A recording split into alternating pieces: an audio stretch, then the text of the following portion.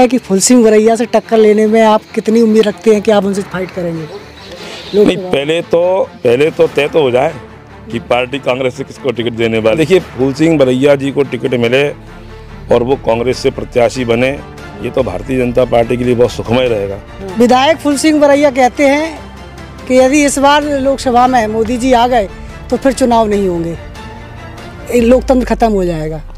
कांग्रेस का जब खुद ही लोकतंत्र में विश्वास नहीं है तो उनको लगता है कि नरेंद्र मोदी जी, अरे भैया आप बताओ, ये लोग नारा लगाते थे अभी तक के साथ, और वो संविधान खत्म करने वाले हैं, आरक्षण खत्म करने वाले हैं, हुआ क्या? सांसद ने संध्या राय, उन पर अक्सर आरोप लगते हैं कि वो जीतने के बाद नहीं आई, चुनाव के एंड पे एंड प्रकार बाद उनके होर्डिंग लगने लगी है, क्या कहना है आप? हो सकता है कि समय नहीं पहुंच पाए, लेकिन श्याम पुरोनिया जी को टिकट मिल जाता है भिंड दतिया से, आप प्रत्याशी घोषित होते हैं, तो आपका क्या लक्ष्य रहेगा? आपको लगता है कांग्रेस का कौन सा प्रत्याशी है जो भाजपा को टक्कर दे सकता है?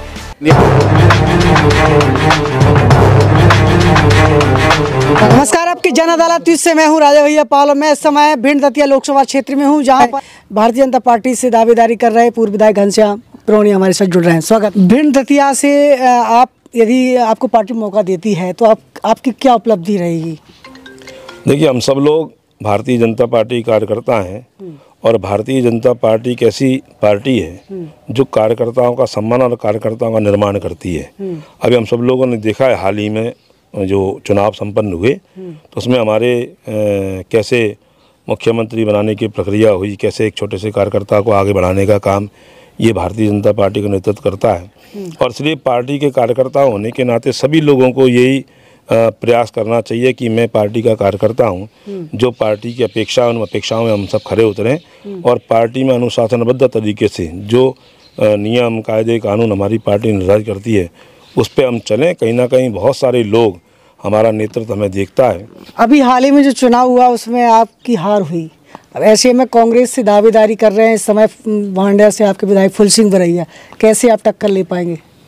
देखिए, अटल जी का जो पंक्तियां हैं, क्या जीत में क्या हार में, तो ये तो कार्यकर्ता को हमारे जो संबल देने वाले लोग रहते हैं उसके आधार पर आगे बढ़ने का अवसर मिलता है।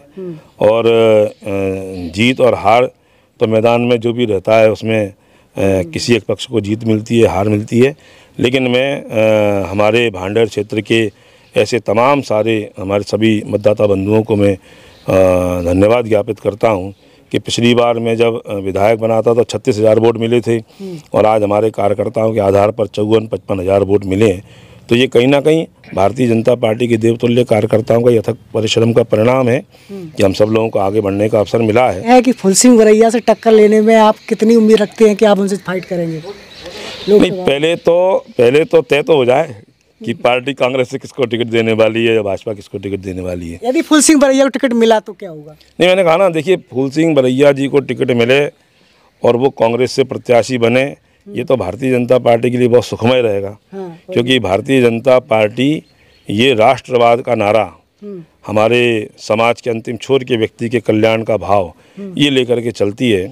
और इनकी संस्कृति और संस्कार क्या है ये हम सब लोगों ने उनकी बोलचाल की भाषा से देखा ही है। आज भी, पहले भी जब मैं सुख दुख में खड़ा रहता था लोगों की, आज भी मैं सुख दुख में खड़ा रहता हूँ और यही हमारा भाव रहना चाहिए। जीत गए तो गायब हो गए, दिख ही नहीं रहे कहाँ हैं, ये ठीक नहीं है। भिंड दतिया में भारतीय जनता पार्टी की क्या उपलब्धि नहीं? पिछले 35 वर्षों से भिंड दतिया की जनता भाजपा को चुन रही है। देखिए, भारतीय जनता पार्टी ये ऐसा दल है जो, मैंने कहा, समाज के अंतिम छोर के व्यक्ति कल्याण करने की बात करती है। न केवल भिंड दतिया लोकसभा क्षेत्र ही नहीं तो पूरे देश में आज प्रधानमंत्री नरेंद्र मोदी जी के नेतृत्व में जो परिवर्तन हुए हैं ये मैं समझता हूँ न भूतो न भविष्यति है।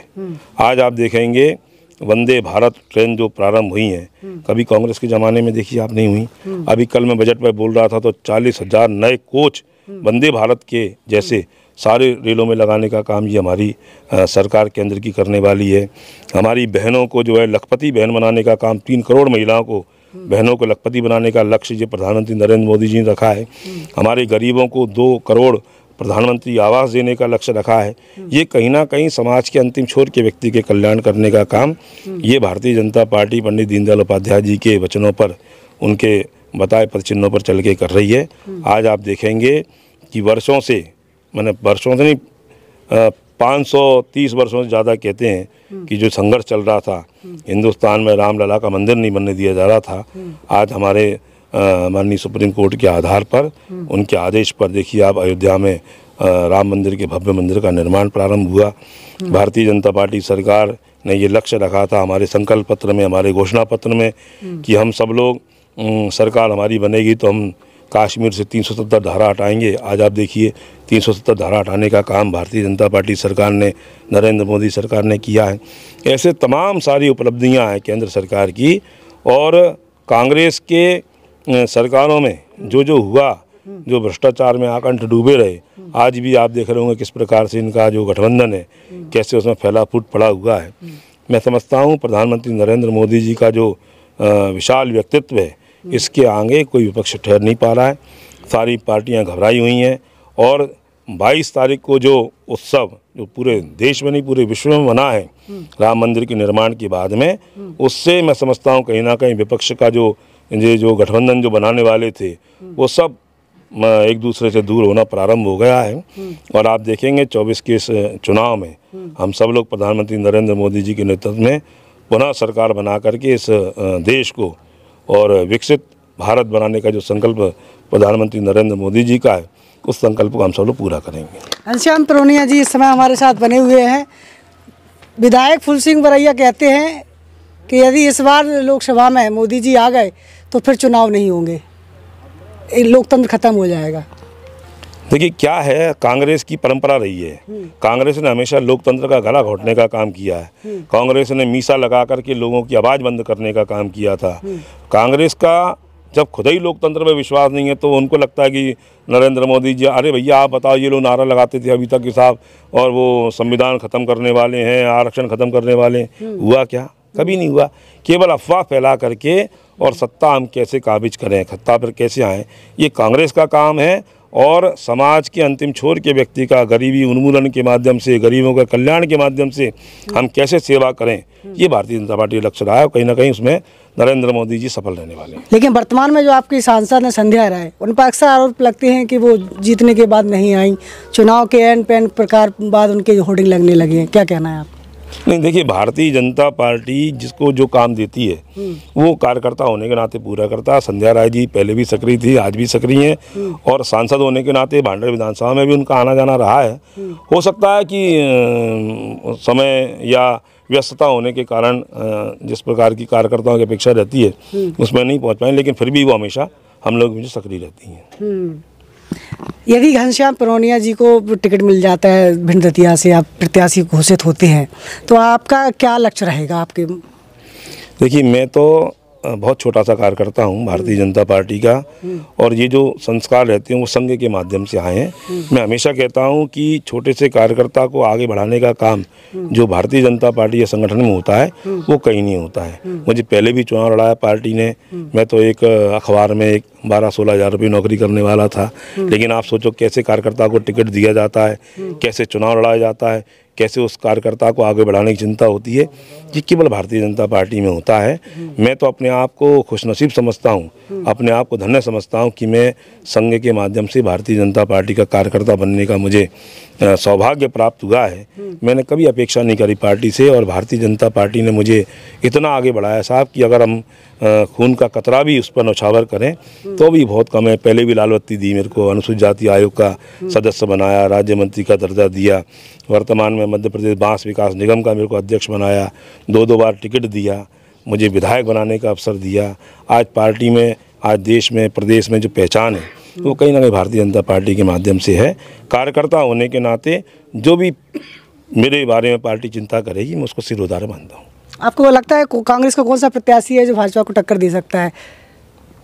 देखिए भारतीय जनता पार्टी के पास में नियति है और हमारा नेता है, और उस नियति और नेता के आधार पर कोई भी आ जाए वो धूल धूसरित होगा, हवा में उड़ता दिखाई देगा। नरेंद्र मोदी जी का चेहरा, नरेंद्र मोदी जी का सोच इतना बड़ा है, इसके आगे कोई टिकने वाला नहीं है।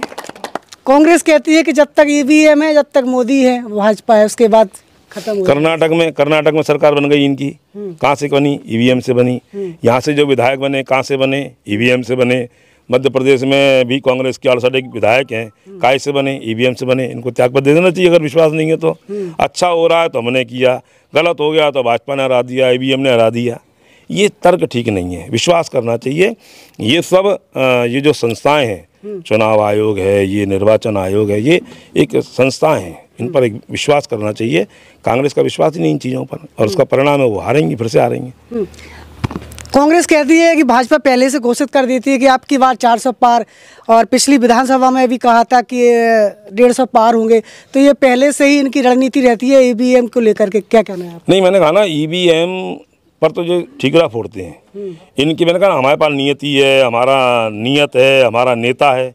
इन पे ना नियति है, ना नेता है, ना इनका कोई काम है, और इसलिए हार इनको दिखाई दे रही है। और इसलिए हार का ठीकरा कौन पे फोड़ें, तो ईवीएम पर फोड़ करके उसको करने का काम कर रहे हैं। लेकिन आप देखेंगे कि कहीं ना कहीं हम जो हमारे नेताओं ने जो लक्ष्य रखा है अब की बार 400 पार, तो ये अब की बार 400 पार ये हमारे देवतुल्य कार्यकर्ताओं के कारण, उनकी मेहनत, उनका परिश्रम, हमारे संगठन का जो बूथ स्तर पर जो काम है उसके आधार पर बोला जाता है। और उसको कांग्रेस पे ना तो संगठन भी नहीं है, कांग्रेस पास कुछ है ही नहीं, इसलिए वो घबराई हुई है। और इसलिए हार कांग्रेस की निश्चित है। भारतीय जनता पार्टी के नेताओं ने अगर कहा है अब की बार 400 पार, तो 400 का ही लक्ष्य पार होगा, आप निश्चिंत रहेंगे। पार्टी के चर्चित चेहरे के रूप में पूर्व विधायक घनश्याम प्रोनिया हमारे साथ बने हुए थे। तमाम मुद्दों को लेकर हमने चर्चा की है। आपकी राय क्या है हमें लिखिए, जुड़े रहिए हमारे साथ। नमस्कार।